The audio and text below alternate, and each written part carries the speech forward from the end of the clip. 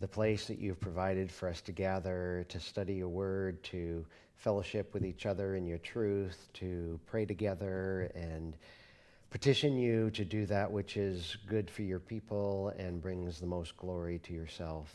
Thank you for Christ. I pray that you would open our eyes to behold wonderful truths from your law, inform our intellect, assault rebel wills, and stir our affections, make us greater lovers of Christ for our time together. We'll be cautious to give you all the praise in your Son's name.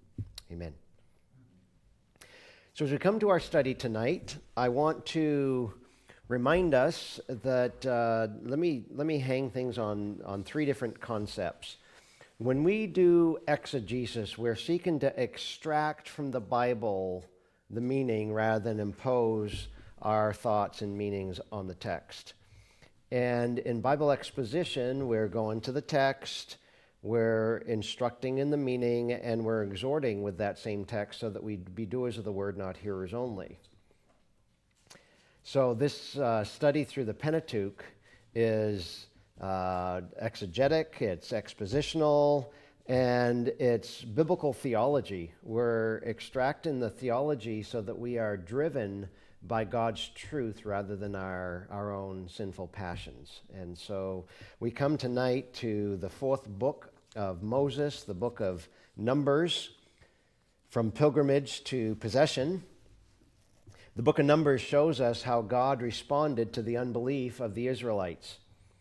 There are consequences to our disobedience, but God's grace remains, and his redemptive plan and desire for us will not be thwarted. That's good news. The book of Numbers underscores for us the importance of obedience in the life of a believer. Now, as we go back to the Old Testament and go to Numbers, let's pass through the New Testament for just a moment. Let's remind ourselves theologically of what Paul tells us our advantage is in knowing the first two-thirds of our Bible. In Romans 15:4, he said to the saints at Rome, whatever was written in earlier times was written for our instruction, so that through perseverance and the encouragement of the Scriptures, we might have hope. So they had the Old Testament that they grew up on, and what is written therein is written for us to be instructed by. It's got value to our lives. In other words, we are short-sighted and lacking severely when we don't learn our Old Testament. He would say the similar sort of thing to the saints at Corinth in 1 Corinthians 10. 1 Corinthians 10:6, he said, now these things happened as examples for us so that we would not crave evil things as they also craved. Verse 11, now these things happened to them as an example, and they were written for our instruction, upon whom the ends of the ages have come. So in 1 Corinthians and Romans, Paul says that these are written for our instruction, and in 1 Corinthians he also mentions that these are examples. When you read other people's names in a different place in a different time, we remember that we as them, right? We may not literally be them, but they show us what we're like. And so we're looking tonight at Numbers, from pilgrimage to possession, and this book gives us a travelogue of the wilderness journey. It chronicles them on the backside of the desert from Mount Sinai to the border of Canaan by the River Jordan. And I got to say to you, beloved, that this book is so crucial to unfolding of God's covenant promise given to their fathers, which did include inheritance and occupation of a land. Like the tabernacle, Canaan would be the focal point of Yahweh's residence among men, the place where his sovereignty would find historical expression through his specially chosen people. However, entrance into this land required pilgrimage and conquest. Between covenant promise and covenant possession lay a process of rigorous journey through hostile opposition of terrain and terror. So we've got here pilgrimage and conquest in Numbers. And yet they never truly take the land, as you would see in your reading of the book of Joshua, because they lived disobedient to the covenant. So in clearly military fashion, Moses enacts a census of the tribes in chapter 1 of Numbers. He arranges the encampment in chapter 2 with the Levites, the keepers of Yahweh's dwelling place surrounding the tabernacle. And one of your handouts tonight that I'll refer to shows them, the tribes, and how they are the north and south and east and west of the tabernacle. So I probably gave you time enough to find Numbers where hopefully your pages are not sticking together. Numbers chapter 1. Let's beginning in verse 1. Then the Lord spoke to Moses in the wilderness of Sinai in the tent of meeting on the first of the second month, in the second year after they had come out of the land of Egypt, saying, Take a census of all the congregation of the sons of Israel by their families, by their fathers' households, according to the number of names, every male head by head.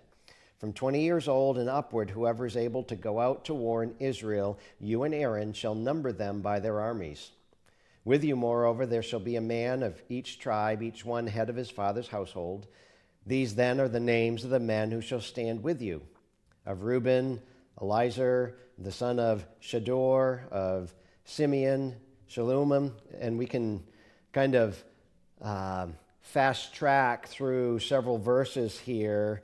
After verse 15, verse 16, these are they who were called of the congregation, the leaders of their fathers' tribes. They were the heads of divisions of Israel. And by the way, I didn't skip over the names just so that you won't know how bad I am at pronouncing names, but for time's sake, you get the gist. So Moses and Aaron took these men who had been designated by name, and they assembled all the congregation together on the first of the second month. Then they registered by ancestry and their families, by their fathers' households, according to the number of names from 20 years old and upward, head by head, just as the Lord had commanded Moses. So he numbered them in the wilderness of Sinai. Now, stop for a moment. Numbered them. You see where we get the name of the book? Verse 20.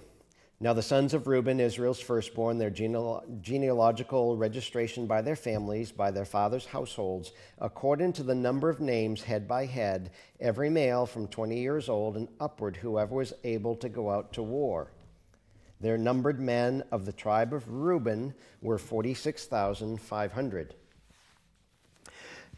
Now if you notice down in verse 23, you got Simeon. Verse 25, Gad. 27, Judah. 29, Issachar. 31, Zebulun. Verse 33, Ephraim. Verse 35, Manasseh. Verse 37, Benjamin. 39 is Dan. 41 is Asher. 43 is Naphtali. And verse 46, we've got a total of the numbers 604,550. And friends, before you are quick to dismiss and say something like these being useless historical facts for other people, the Jews, but what about us?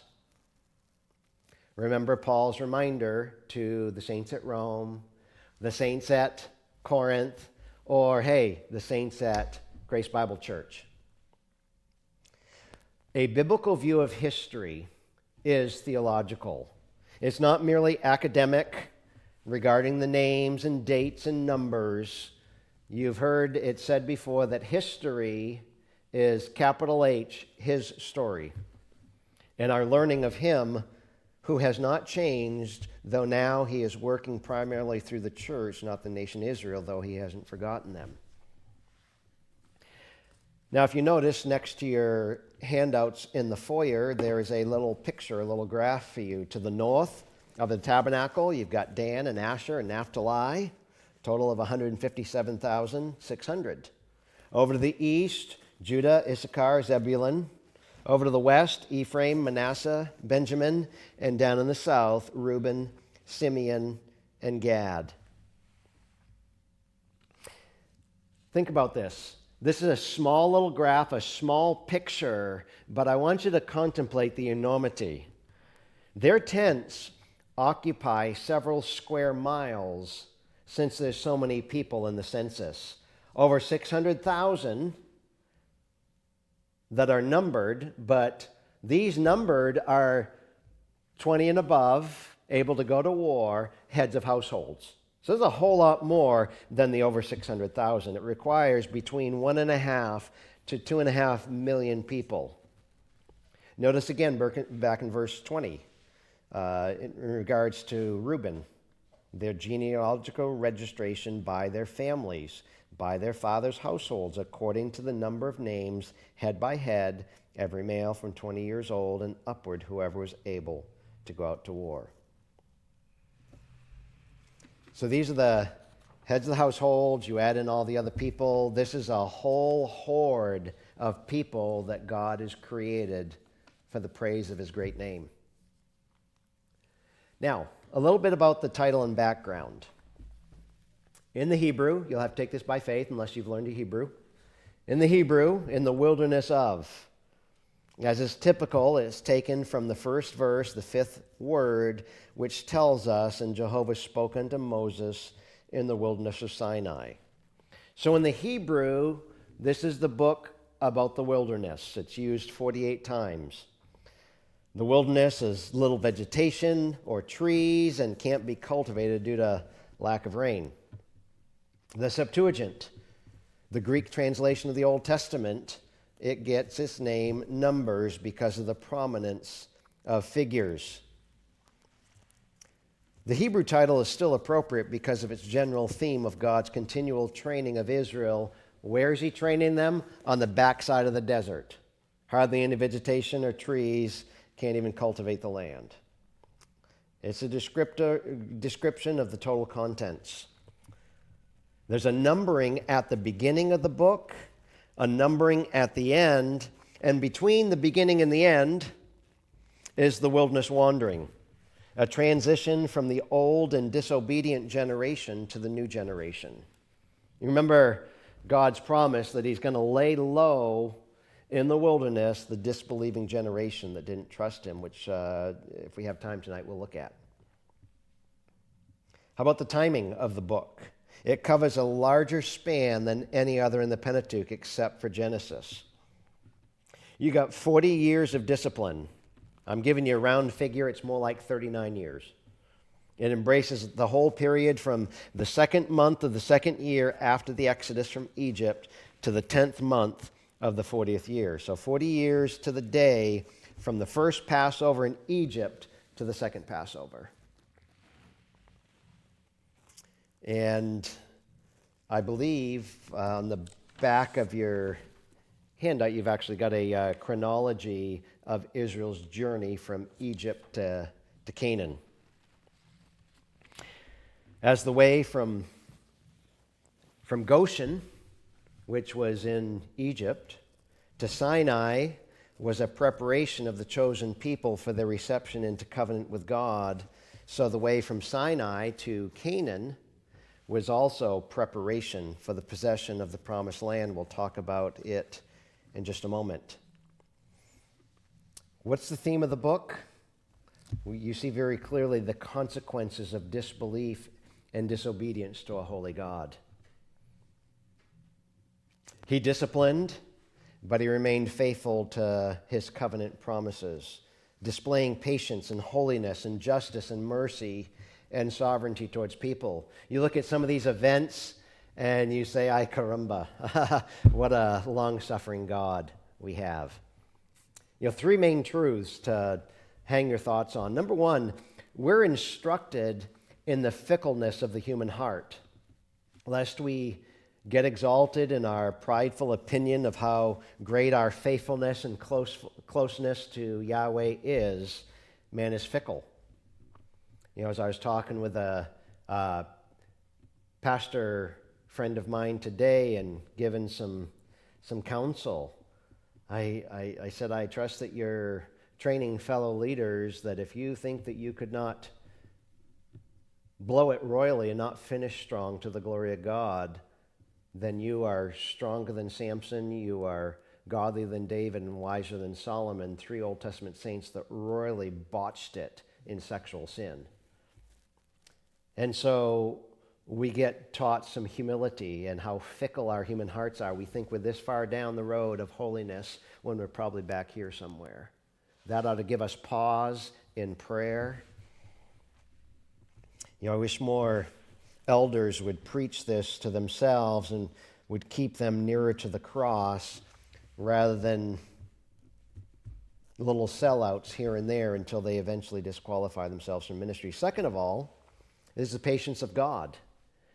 And friends, we can't get swept up into the patience of God too much. Thirdly, the painful reality of judgment against rebellion. Justice and righteousness demands that response towards unrighteousness. God would not be just, he would not be holy if he didn't respond to unholiness. How about the outline of the book?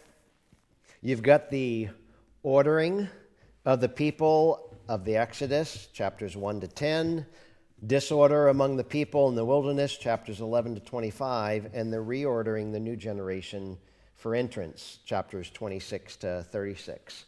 And I don't know if any of you have taken me up on the challenge and the encouragement to memorize the Bible book flashcards, but this is the outline that I've got on there.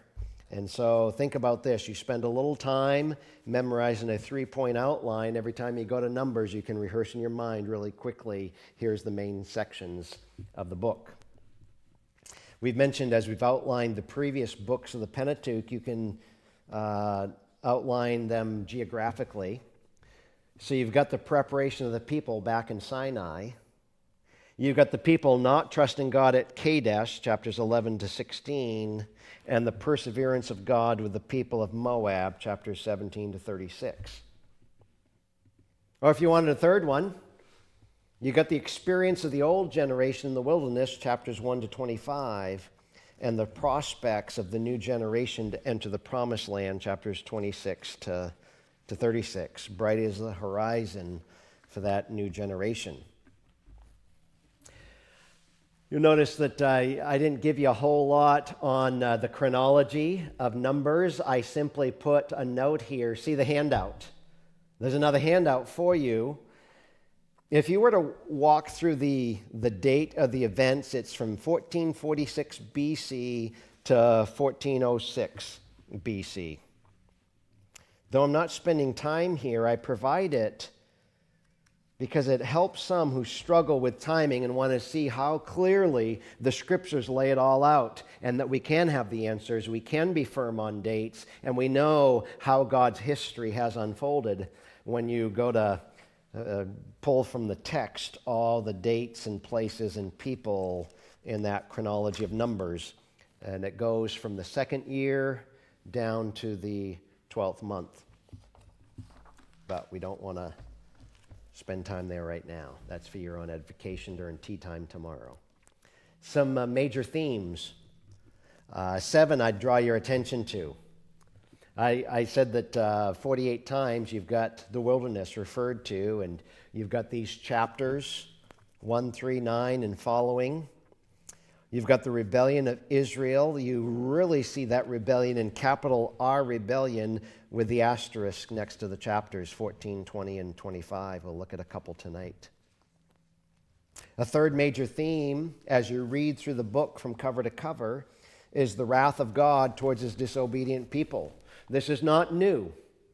You see how unfaithful teaching in the church has affected people so that there are so many Christians that have not developed a biblical theology of the wrath of God, that it's something that we're almost ashamed to mention, and yet it's all through Scripture. It's a major theme as God's people are fickle and disbelieving and disobedient, so that elicits the wrath of God. A fourth theme would be the blessing of God through Balaam, chapters 23 and 24. Maybe we'll look at that next week. The Numbers, which puts on a banner in our minds the glory and the grace of Yahweh. When you have a few people, 70 to be exact, that went into Egypt land, and what came out of Egypt? A mighty nation. And here you've got 1.5 to 2 million people populating around the tabernacle. It's incredible, the glory and grace of Yahweh. You've got the old and new, which is the patience of Yahweh. As the previous generation in their disobedience dies off and litters the wilderness along the years, so you've got that new generation, and the prospect is beautiful as you see the patient God that didn't snuff them all out, who would have been right to do so. And then you got the land. You may have heard me mention before that in the nominal Bible church I grew up in, I, from my very early years as a Christian, was dispensational in my theology because you look at the land promises, and as there is literal detail of promise, so there must be literal detail of fulfillment and the land promises. So why don't you wander with me through some events in the wilderness to glean from them. Let's move from chapter 1 over to chapter 11 if we could. Not too many years ago, probably 6 or 7, for harvest dinner in another church, I think my devotional challenge came from Numbers 11. We can learn a lot about our own fickle hearts due to somebody else's complaining, since we don't want to admit to our own quite as readily. Notice verse 1. Now the people became like those who complain of adversity in the hearing of the Lord. And when the Lord heard it, his anger was kindled, and the fire of the Lord burned among them and consumed some of the outskirts of the camp. The people therefore cried out to Moses, and Moses prayed to the Lord, and the fire died out. So the name of that place was called Taberah, because of the fire of the Lord burned against them. So here you've got complaint. Lord, this really sucks. And then Moses, the greatest leader in the Old Testament, he starts complaining. Why don't you care about me? I think that's verse 10, right? Moses heard the people weeping throughout their families, each man at the doorway of his tent. And the anger of the Lord was kindled greatly, and Moses was displeased. So you got complaining people, complaining leader. I guess we skipped over verse 4, didn't we? Where he kind of informs us a little of what was going on. He says, the rabble who were among them had greedy desires, and also the sons of Israel wept again and said, who will give us meat to eat? Now, Numbers is a few books removed from Genesis, is it not? And what was the lying serpent, the tempter, doing at the very beginning in Genesis 3? He's questioning the goodness of God. And we focus on not what we have in his lavish grace, but what we don't have. And so the human heart doesn't change a whole lot. And so, yes, Moses is displeased. Why don't you care about me? Because I got to lead these people, a bunch of complainers. Do they really have anything to complain about? Do they really have not? Well, let's go a little further in the chapter. Look at verse 31. So the complaint, the greedy desires they had back in verse 4, they're complaining, who's going to give us meat to eat? What were they having? God was raining down manna. All we got is constant sustenance. And it's boring. Well, we got plenty to eat, but it's not what we want to eat. Okay, verse 31. There went forth a wind from the Lord, and it brought quail from the sea, and let them fall beside the camp about a day's journey on this side and a day's journey on the other side, all around the camp, and about 2 cubits deep on the surface of the ground. So let's think about this. In our measuring stick, our tape measure, a couple of cubits, you got 3 feet deep quail. It's pretty lavish. And then you got complaint. Let's continue on. Verse 32, people spent all day, all night, all the next day and gathered the quail. That's a lot of food.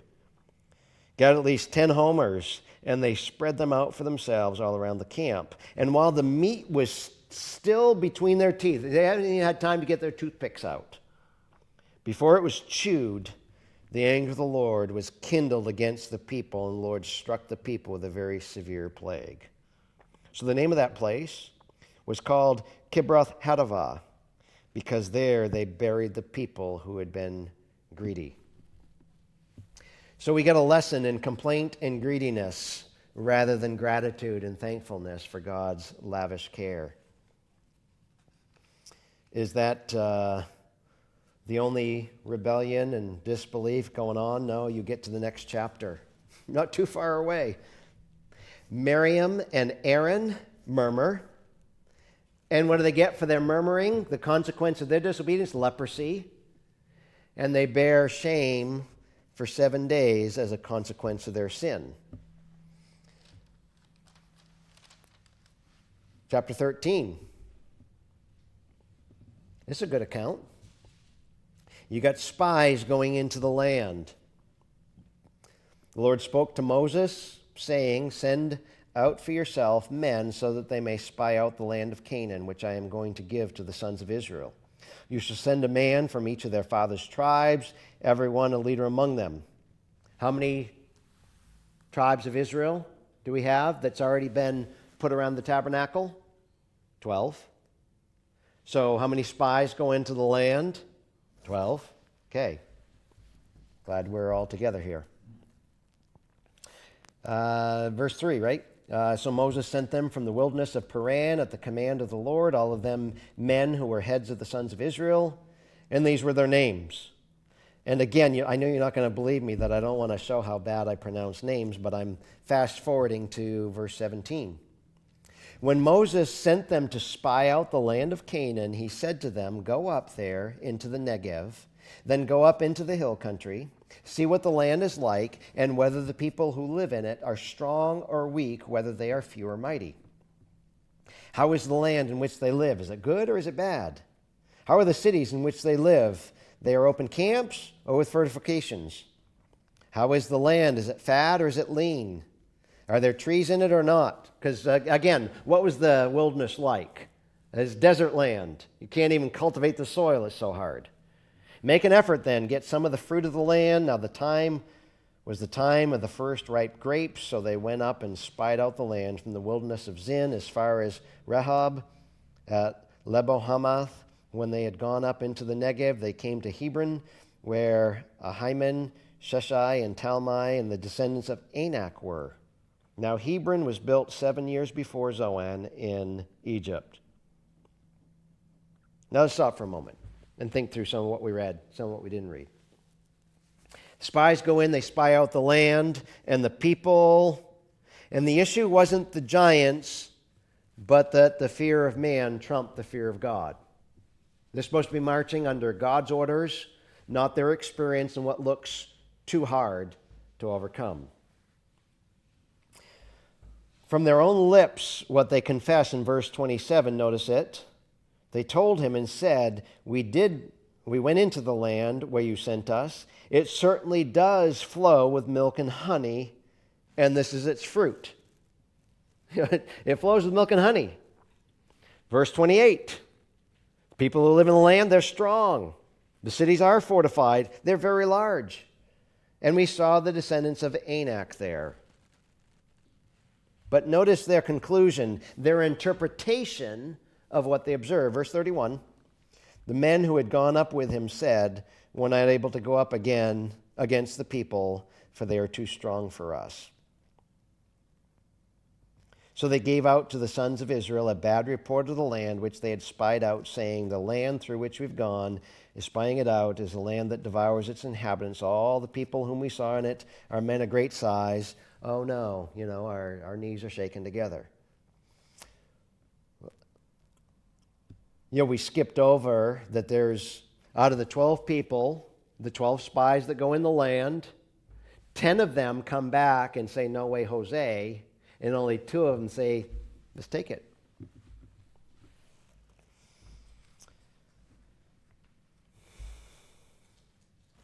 More disobedience, more unbelief. We started off with the account of chapter 11. We mentioned the account of chapter 12. We just read some more of another account in chapter 13. Does it get any better in chapter 14? Well, the people complain again. They say in chapter 14, we wish we had died in Egypt. Oh, do you really? So the 2 faith-filled men, the 2 faith-filled spies, the obedient ones, Joshua and Caleb, say the land's good. If the Lord's pleased with us, he'll bring us in. Just don't rebel and fear. What are they doing? They're rebelling and fearing.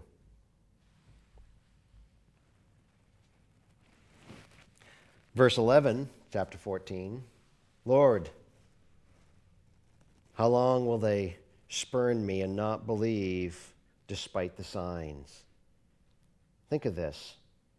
The Lord says to Moses, how long will this people spurn me? How long will they not believe in me despite all the signs which I've performed in their midst? Is this not the lavish, gracious God that piled up 3 feet of quail and gave manna on a daily basis, who walked them through the Red Sea as if on dry land and smashed the army with the waters? Yeah, that one. That God. Moses intercedes, verses 14 to 19. All this sin and disobedience, this lack of faith, up to verse 22. Notice it. Numbers 14:22. Surely all the men who have seen my glory and my signs which I performed in Egypt and in the wilderness, yet have put me to the test these 10 times and have not listened to my voice. As if God in Canaan is going to be different than God in the wilderness and God in Egypt land. Do we not have New Testament authors who tell us that the God is the same yesterday, today, and what? Forever. And James comes along and tells us that God does not change. And yet, they, or we, put him to the test. He says these 10 times, not listen to my voice.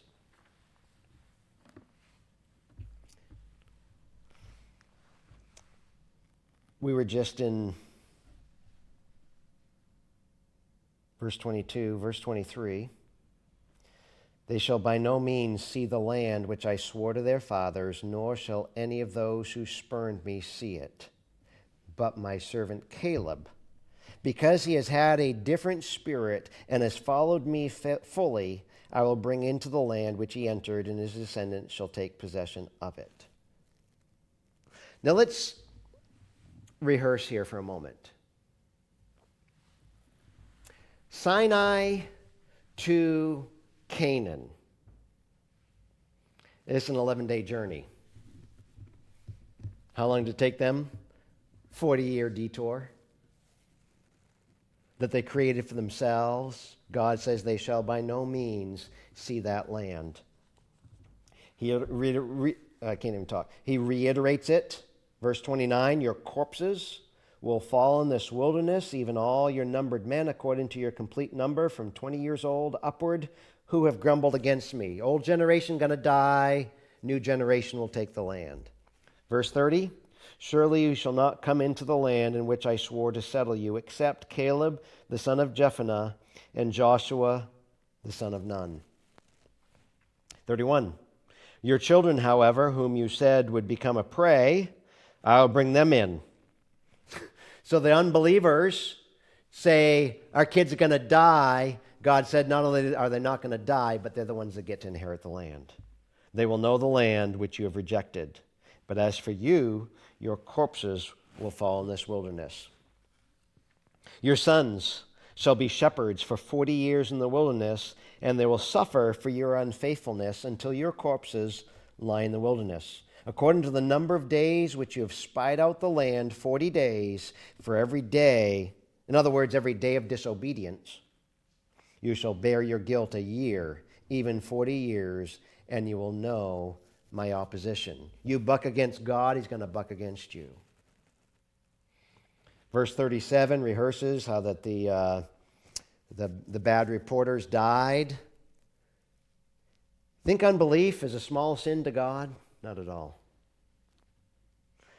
A shallow and temporary mourning, because in the morning they arose and rebelled again, verses 39 to 45.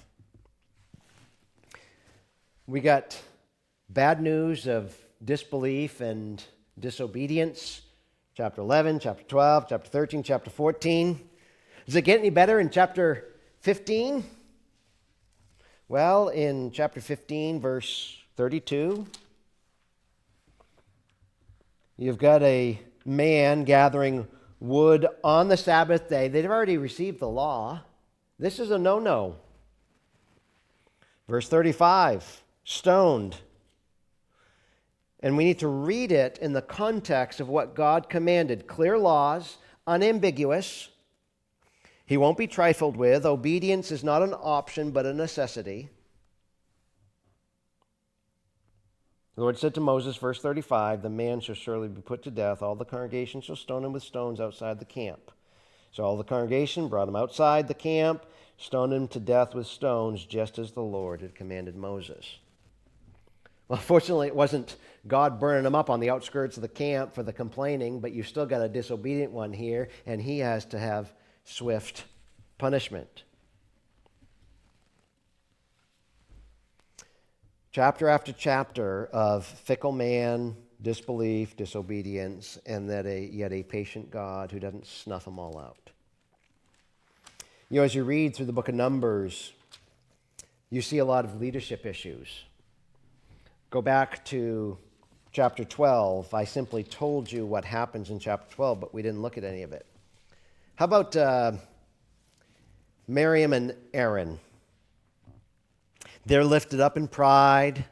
Without fear, they spoke against Moses. Who's Moses? God's spokesperson, God's man, God's leader, a humble and faithful servant. Miriam and Aaron spoke against Moses because of the Cushite woman whom he'd married. You know, this is a personality thing. It still goes on in the church today. It's not sin and righteousness. It's I don't like what you chose to do here, Moses. Chapter 16, more leadership issues. Korah's clan suggests that Moses and Aaron have exalted themselves above the assembly.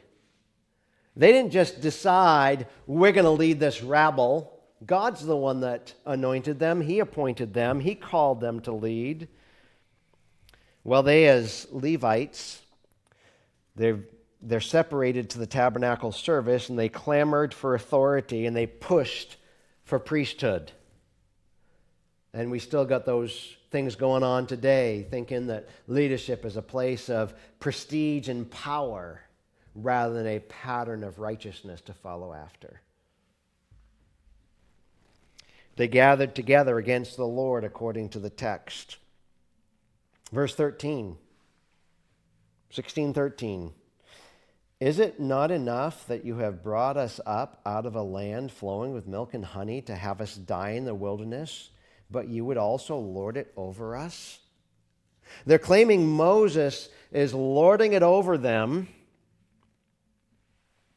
Verse 14, you haven't done what you said that you would do.